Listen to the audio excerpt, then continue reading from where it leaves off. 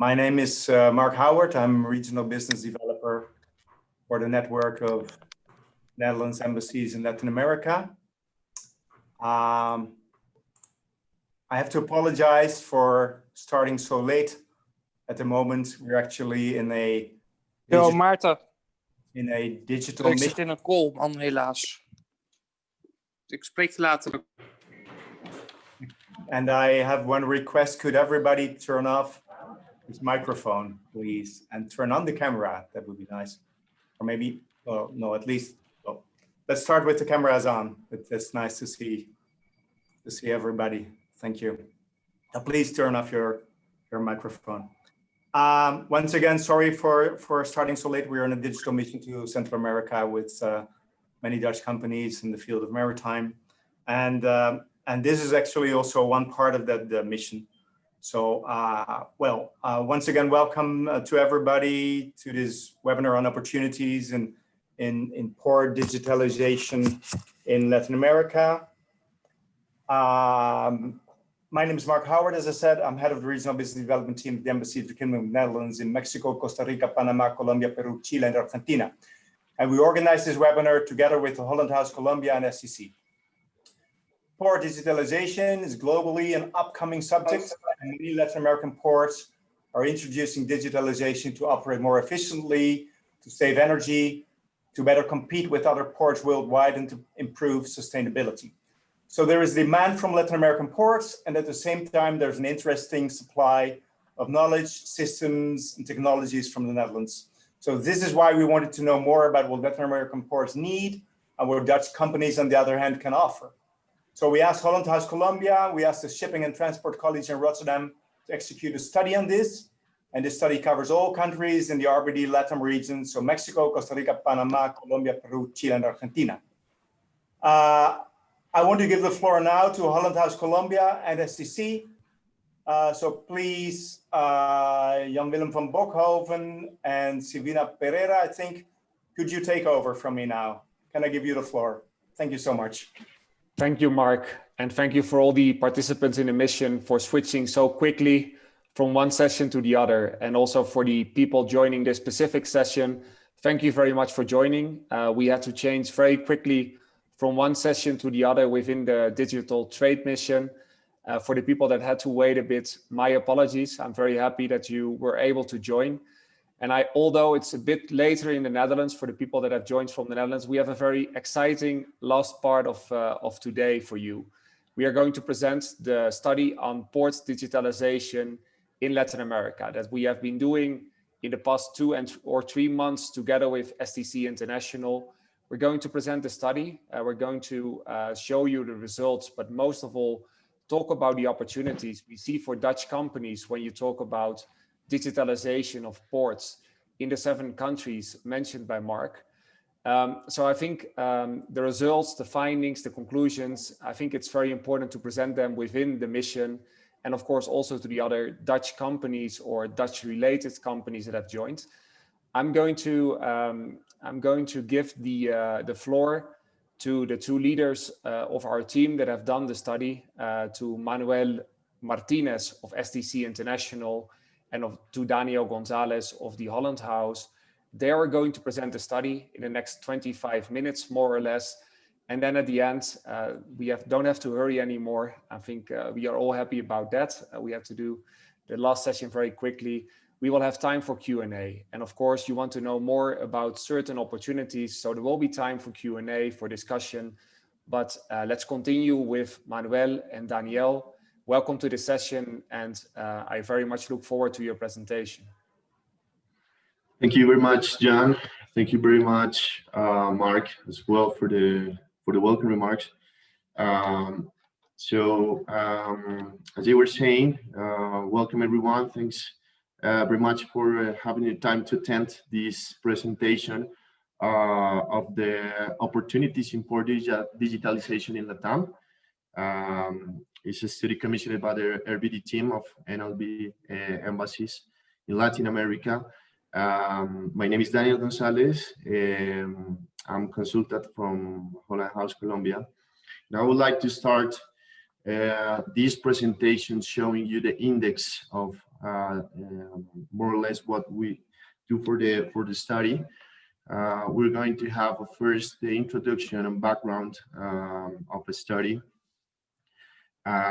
As well, what we do understand for digitalization, what is digitalization, what is the meaning of digitalization. So we have a second bullet of understanding for digitalization. Also the current state in Latin American region. We're going through a brief resume of each country: Argentina, Chile, Colombia, Mexico, Costa Rica, Panama, and Peru. And what we found important digitalization issues right there. So next to this, we're going to see the opportunities for Dutch business in Latin America in the port sector, as well as the challenge for Dutch business in Latin America, and for last, the plan of action. So the introduction and background, why we did and decided to do this port digitalization study.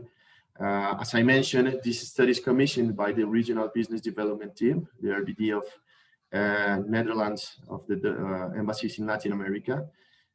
So we tried to do a little research about this new concept of port digitalization.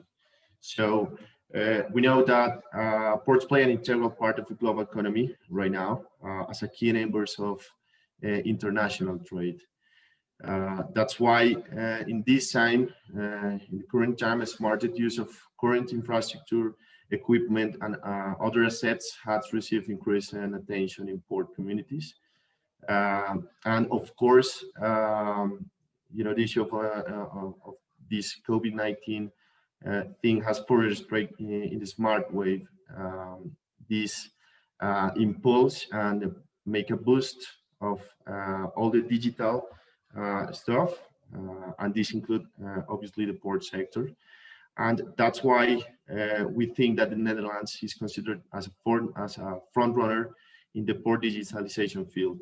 So basically, the purpose of the study assess the state of play of port digitalization in select countries of Latin American region, the 7 countries I've mentioned. And of course, at the end, the aim is to explore potential market niches for Dutch business in the field of port digitalization in time, including recommendations to capitalize those opportunities. It's important to note that the floor or the base of this study is very related to the concept of digitalization. So what is port digitalization? We consider that during the research, there's 2 key points: is the lack of a international definition and pragmatic definition to frame to assignment.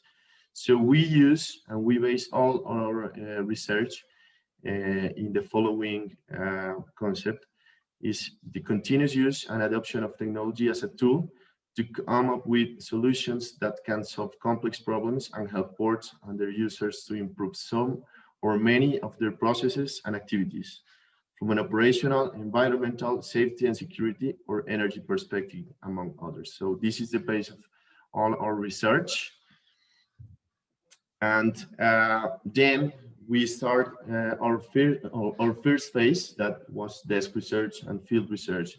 And basically we approach to the stakeholders and to the actors among the port sector in each country. And we wanted to put in the study what is the current situation in each of the countries. So as I was saying via the research and interviews, all the countries were Argentina, Chile, Colombia, Mexico, Costa Rica, and Peru. What we found there, we found 5 key points in this first phase. That is open neutral trade platforms like port community systems and single windows as high priority in each of these countries. Internet of Things is gaining momentum in several countries. Different levels of automation of operations. other European players looking at Latin America's potential niche for business, and last but not least, the entrepreneurial ecosystem, a little presence of incubators in LATAM region. So this is the 5 key points that we found in this current situation of each country as a general. So this is the first part, and I would like to give the floor to my colleague Manuel to get more in deep what opportunities, needs and opportunities, potential opportunities we find in this country. So Manuel, I'll give you the word.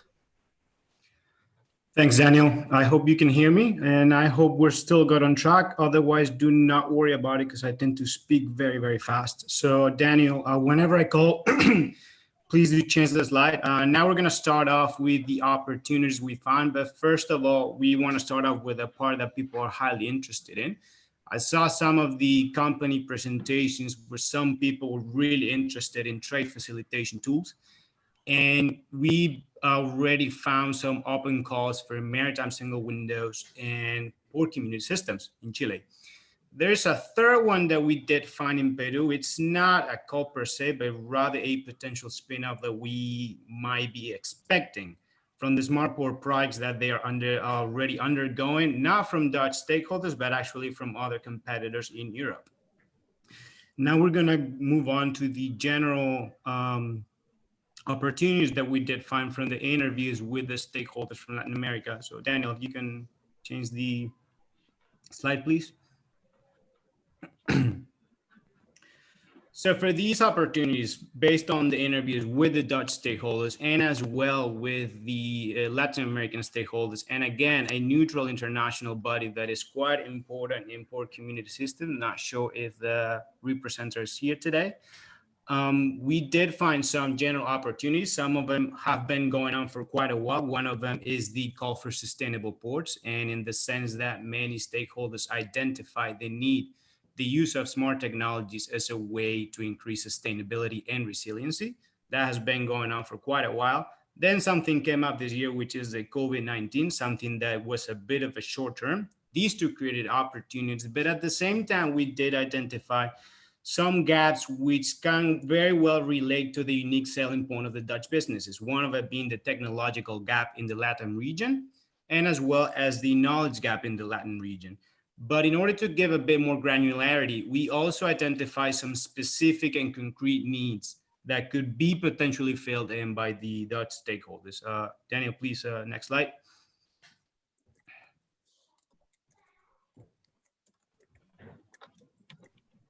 Otherwise, I continue speaking. Okay.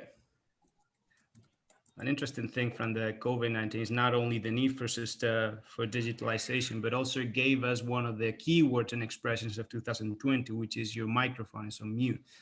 Going now to the needs based on the research that we had found. Please keep in mind what we did is a quick map of supply and demand, basically, based on the interviews that we were having with the different stakeholders, we said, okay, for this particular port of this particular country, we are identifying this potential need. It's a potential need, doesn't mean that they necessarily need it. So here we mentioned all of them. First of all, quite clear that we call the technical advice. They're going to need a lot of technical advisory services for trade facilitation tools, being that port community system and maritime single windows. Again, we only found for Colombia and Chile, but there's a pretty high chance there are many other countries being involved on that. Same goes not just for the design, but also for the improvement. There are also some interesting companies here that are very well known for optimization tools. Also, we identify cargo scanners and inspection of systems. The fifth one goes for awareness training. If there's no education, this is hardly going to work, at least from our perspective as a human capital company. The need for automated equipment is also happening in many different terminals and ports around Latin America. If we move on to the next slide, we can see the other particular needs. One of them, these are a bit more specifically, they're having quite some issues with the big data and the storing all the data that they're trying to handle. That's why we mentioned the need for cloud technology. And the same goes for the need of better local networks. Sometimes they do have shutdowns with the internet. So we're assuming that that's also another specific need that could be potentially filled in. Again, the strengthening of the technical expertise doesn't just go for the executive education we're talking about. We're talking about the need for data savvy profiles. So we're talking about data engineers, data analytics, data science. Those are going to be not only needed in Latin America, basically all around the world, but this is something that would be interesting to mention. And also, lastly, the advisory services. This doesn't go on a business to business, but also on a business to governance. We're starting to see a lot of calls for these type of advisory services where we're increasingly getting involved. Now, if we move on to the next slide, we can talk about those challenges. We now saw that there are quite a lot of opportunities, but of course, this is not going to be so easy. So what we did is, if we move on to the next slide, we asked the different stakeholders what they consider to be the major bottlenecks, and we clustered them into 5 groups, which we call technical, economic, institutional, legal, and cultural. Some of them are actually related to the opportunities we just mentioned before. One of them is the lack of ICT infrastructure. They need that, but at the same time, if we don't have it, then that's going to hinder the rest. And the same goes for lack of technology-based qualified personnel. I'm not going to mention all of them. You have them all here, and they're also in the report. Just as an interesting finding, later on at a later stage, we conducted a SSTC a quick webinar where we asked the same question to plus 80 participants. And basically, the cultural side was one of the major elements. If you do not have an understanding of the local culture, or if the local stakeholders prefer local service providers, or if there's skepticism, this is it's gonna be quite difficult to open business there. And this is something that is quite related as well to something that Ms. Christine Piren said at the beginning of the session, that doing business in Latin America takes a lot of time. So we need to be patient with that.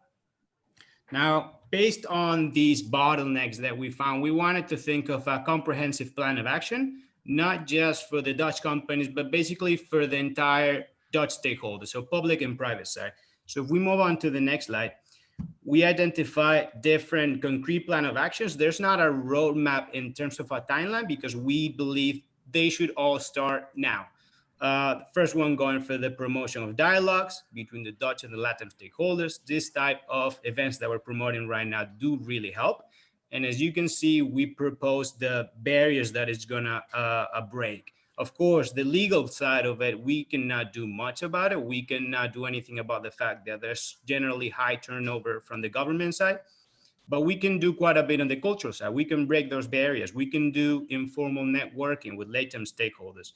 We can, some of the Dutch stakeholders, especially looking now into the RBO and the embassies, they can advise on the establishment of local offices. At the same time, we can use the regional network that the RBD has.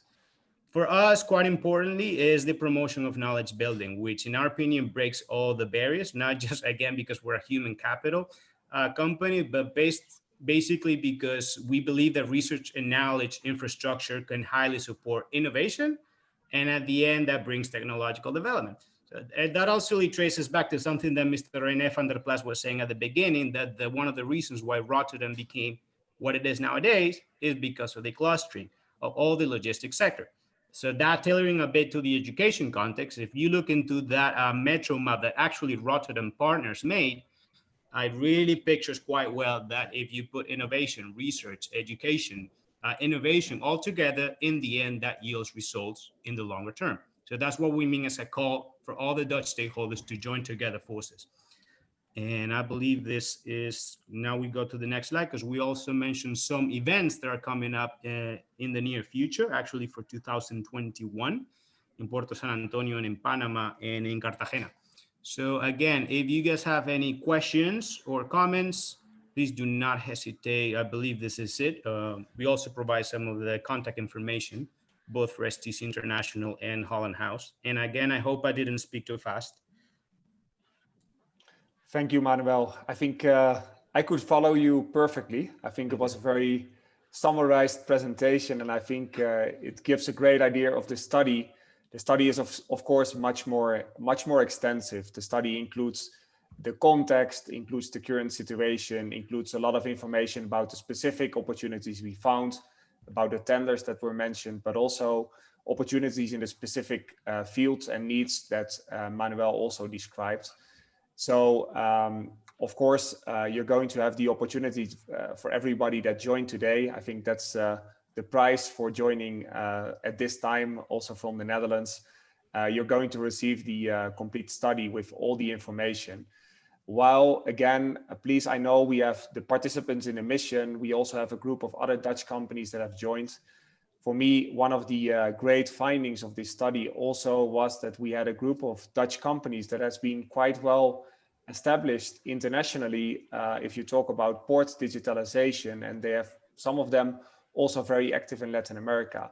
But we also found a very interesting group of Dutch SMEs that have very specific solutions aimed at ports digitalization, or one of the areas of ports that I think are not that internationally active yet, but we identified very interesting opportunities for them as well.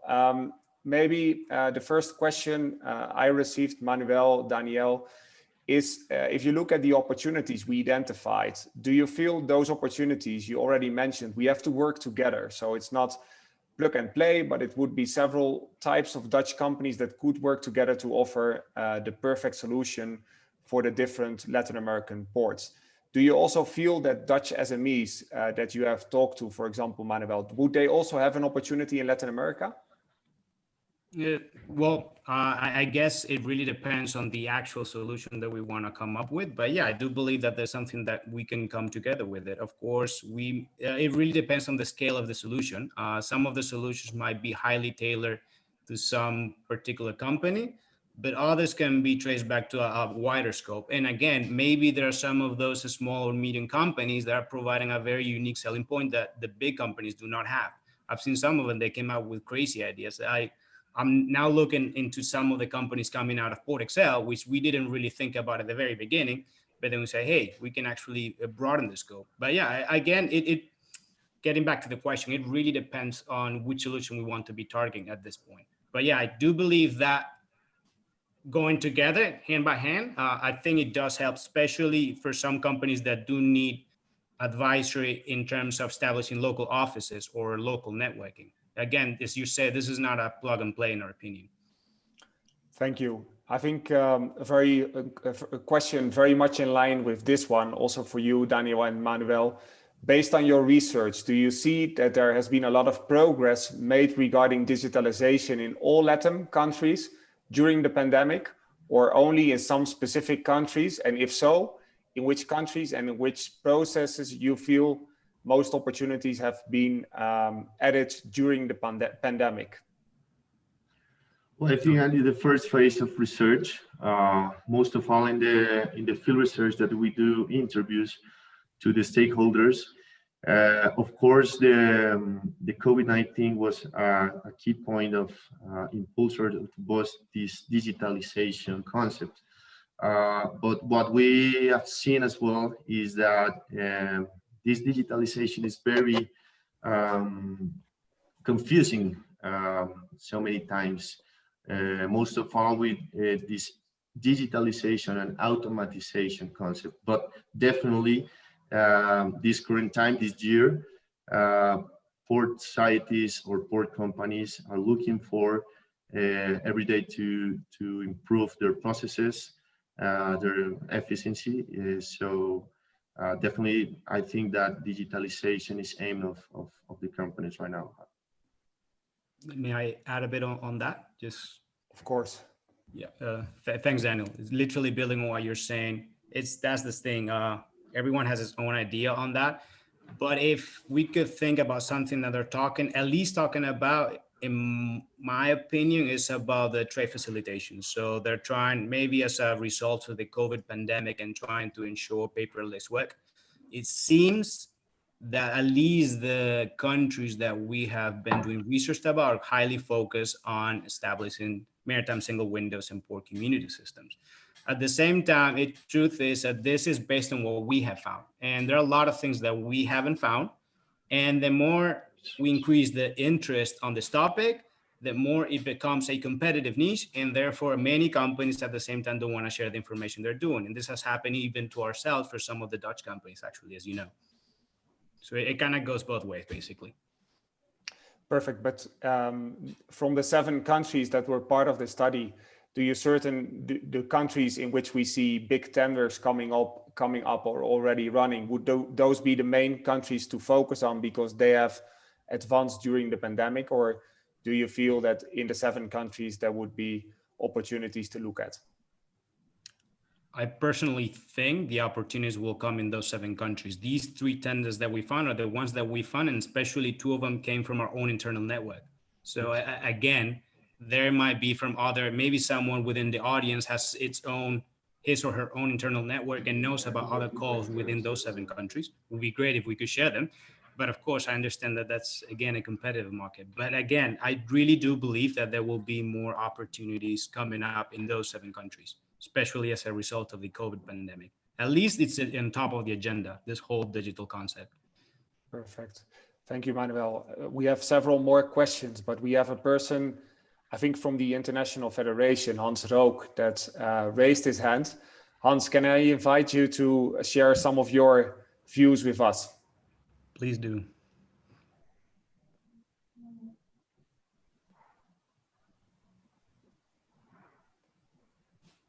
You can hear me now?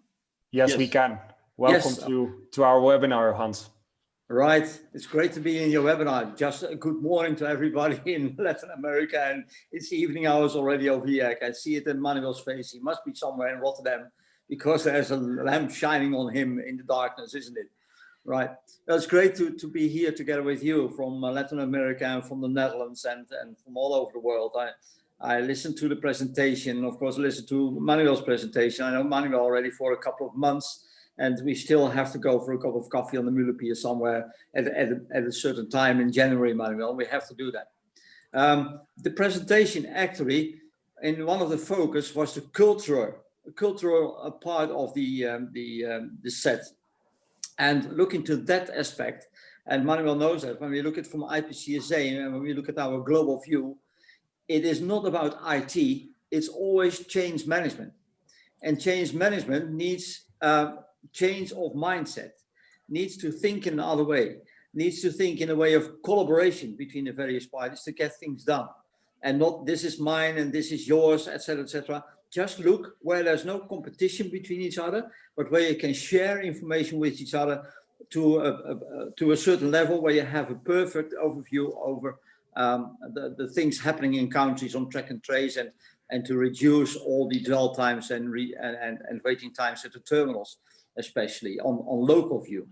Of course, we have our network, trusted network, which means that it's possible via IPCSA to communicate with other countries all over the globe where the shipments from Latin America are going to, and also Latin America will receive the information from. I don't see him so fast on the screen, but René van der Plas was on the line as well, as you said. Just a question about that. I know that Mr. Peter Luchthart is working in Brazil on a terminal, to set up a terminal, and he is a member of the Port of Rotterdam. In your investigations, I missed out Brazil. Has that a certain background that Brazil was not in your research? It is a very good question. It has most of all to do with the RBD team that Mark is leading. It's for 7 countries. So we focused on those countries. Of course, there will be also important opportunities in Brazil, which were not part of this study, but it was not a market-wise decision, but most of all a decision to focus on some countries and leave out others, but not from a market perspective. So maybe, we could also invite René that had to finish very quickly the previous session to also maybe share a bit of his experiences in Latin America related to port digitalization. I know René mentioned it also in his key speech in the previous session. René, maybe I may invite you also a moment to share some of your experiences.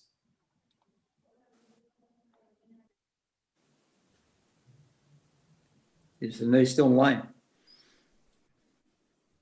I think he is, but let me check. René, are you still there? Maybe if you hear us, maybe you could unmute, but if not, we will continue and look for you at another moment. I think, well, thank you very much, Hans. Do you have anything else to add to, maybe because that's the part I missed, maybe you can also mention a bit the organization you are representing and the way you helped us during the study.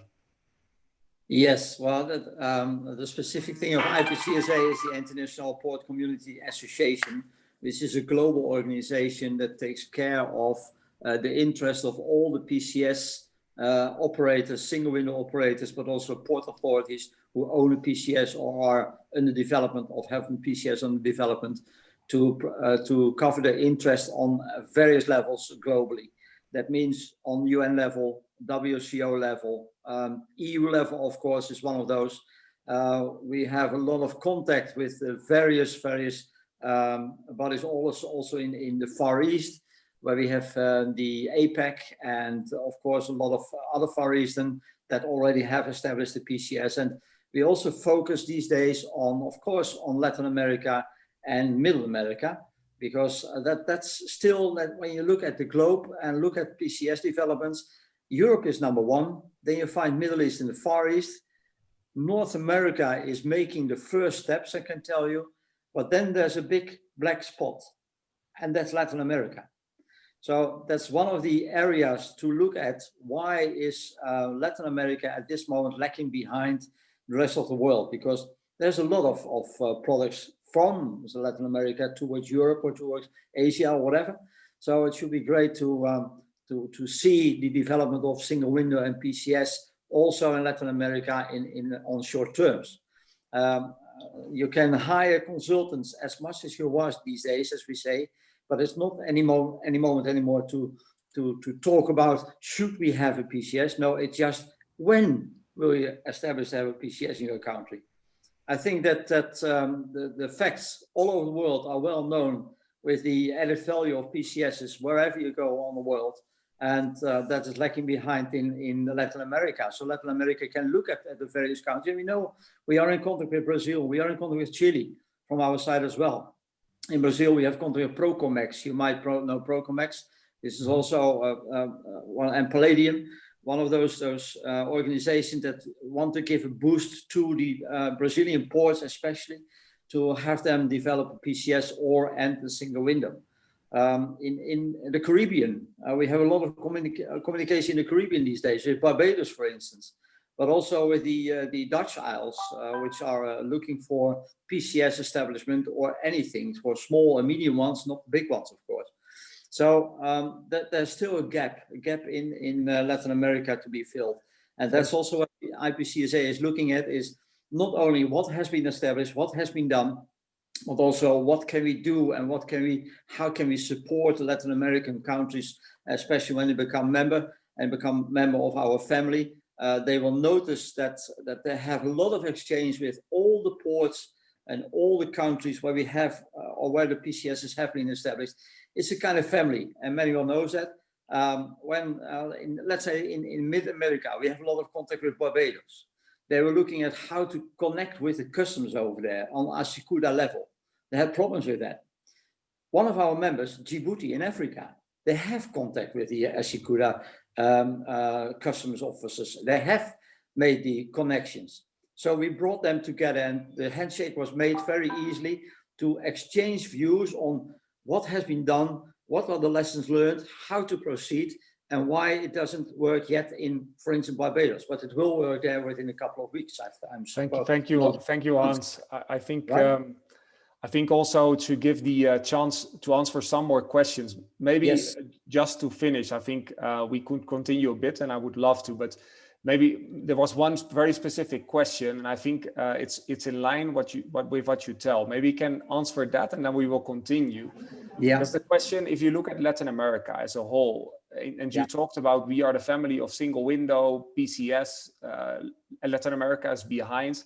If you look at the ports in Latin America, what percentage or percentage-wise, because our study has been much more qualitative, but if you look at a quantitative way, what percentage of ports in Latin America do you think that currently has a single window or a PCS?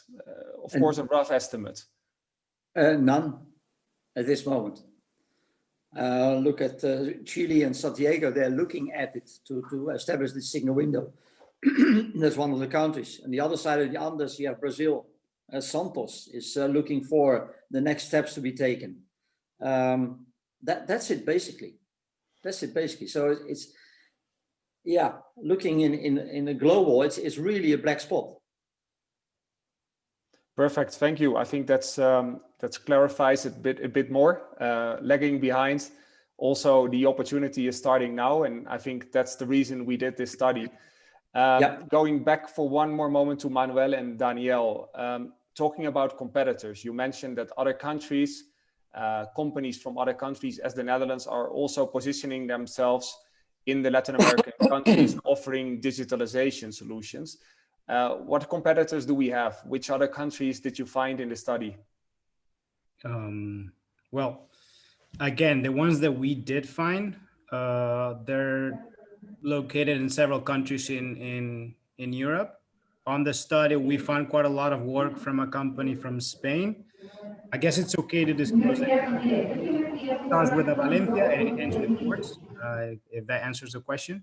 That's one of the companies that is highly involved in Latin America. One of them is the language. That makes it a lot easier for them. Secondly, they have a pretty large track record of solutions. In fact, what they did is develop what they call a smart port toolkit. Not really sure what it is, but it sounds really good. They did that for the Inter-American Development Bank. And from there will be a lot of spin-offs. So we could not really assess how advanced they are in terms of networking, but we presume they're quite advanced on that. And again, that traces back, first of all, I presume they're doing a good job. And secondly, the fact that they speak Spanish, that's a big thing. Outside from the study, again, now aside from the study, there are other companies in other countries that are also making a big push. One of them is Hamburg Port Consultants. At least based on what you see on LinkedIn, they're quite active in Africa now, but they've also been publishing some stuff in Latin America. So again, maybe pushed by the COVID pandemic, it feels like there's a huge wave of demand from many regions across the globe, Latin America, Africa, Asia. And in that sense, it is a great opportunity for the Dutch to step in, but we need to move fast in that sense. Thank you. I think the last question, and I'm going back to you, Mark, to finish this, to close this very interesting and also intensive first day. But I think a very good question also by Martin Debel. He mentions for us, one of the hardest parts would be if there's opportunities. A lot of times it's tender related, and that means that also Spanish and Portuguese language become quite important. Maybe this is a question in which I can invite Silvina of STC also to join for a minute. I know STC, our partner in this study, you have been participating in tenders in Latin America.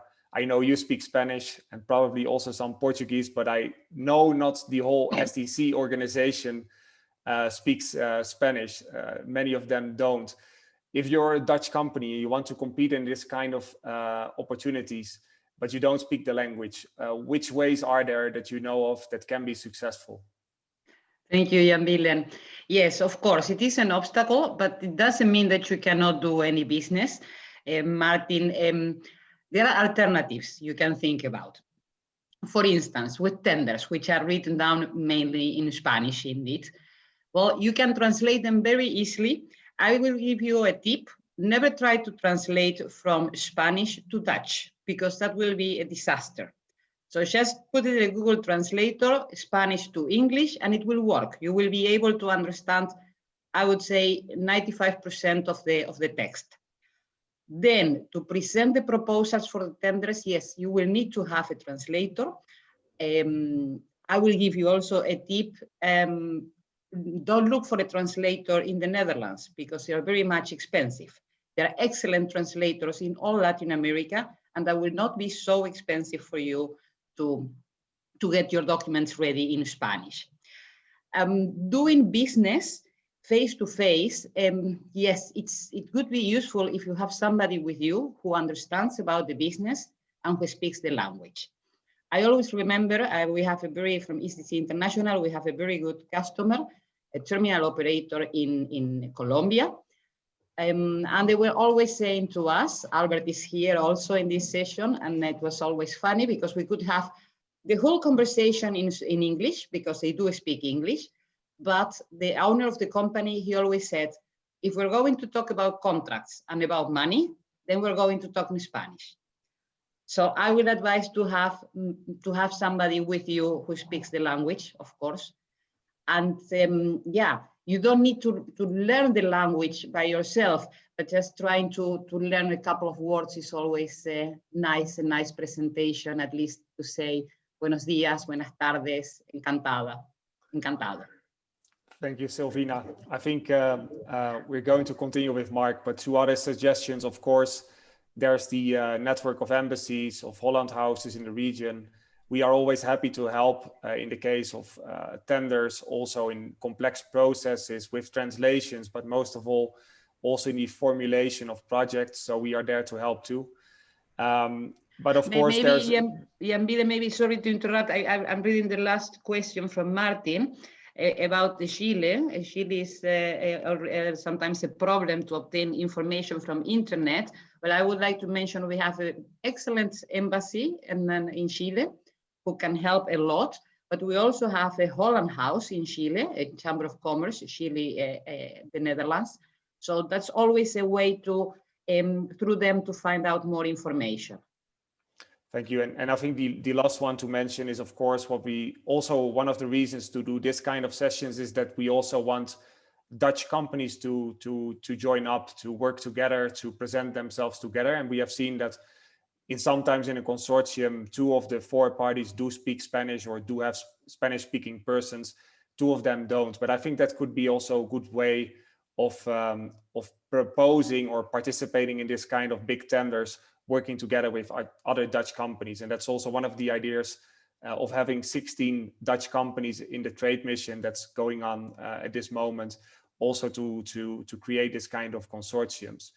Mark, I think we're going to go back to you for the final words of this, I think, very interesting and opportunity-filled first day.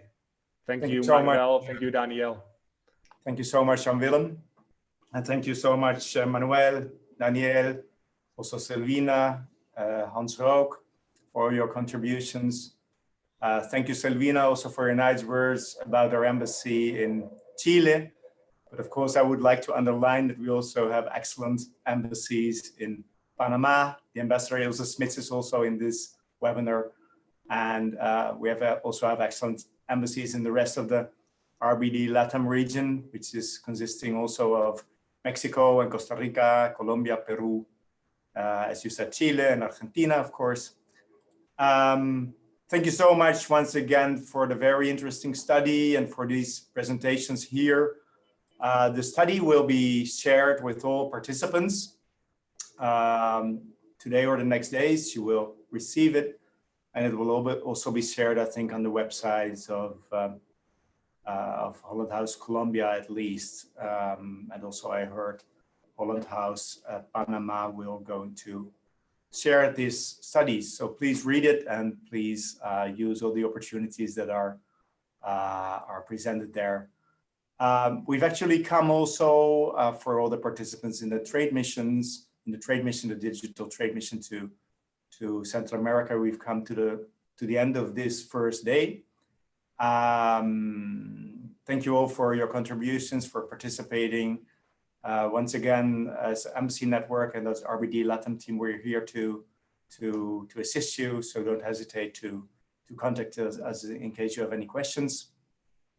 Have a very nice evening if you're joining us from Europe, and a very nice afternoon if you're with us from Latin America. And once again, if you participate in the trade mission to Central America, I hope to see you again tomorrow at our Panama Day. Thank you all. Bye-bye.